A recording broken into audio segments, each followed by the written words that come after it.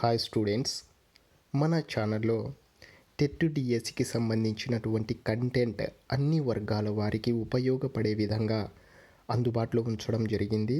ప్రతి ఒక్కరూ కూడా ఉపయోగించుకోండి. ఇప్పుడు మన ఛానల్లో 17,000 మంది సబ్స్క్రైబర్స్ ఉన్నారు. ఇంకా చాలామంది సబ్స్క్రైబ్ చేసుకోకుండా ఫాలో అవుతున్నారు.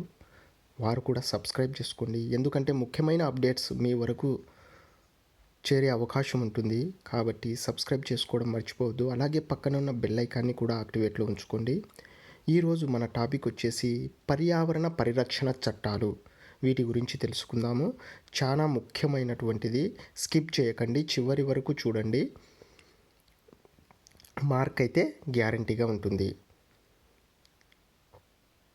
పర్యావరణ సంరక్షణ చట్టాలు, వీటి గురించి తెలుసుకుందాము. ఏ చట్టం ఏ సంవత్సరంలో అమలైందో తెలుసుకుందాము. జాతీయ అటవీ విధానం, ఇది వచ్చేసి 1952 సంవత్సరంలో అమలు చేయడం జరిగింది. నెక్స్ట్ వన్యప్రాణి సంరక్షణ చట్టం, ఇది వచ్చేసి 1972. నెక్స్ట్ భూమి సహజ వనరుల హక్కు సంరక్షణ చట్టం, ఇది వచ్చేసి 1972. ఇవి రెండు కూడా 1972. వన్యప్రాణి సంరక్షణ చట్టం 1972, భూమి సహజ వనరుల హక్కు సంరక్షణ చట్టం, ఇది కూడా 1972. నెక్స్ట్ కేంద్ర కాలుష్య నివారణ నియంత్రణ చట్టం, ఇది వచ్చేసి 1974.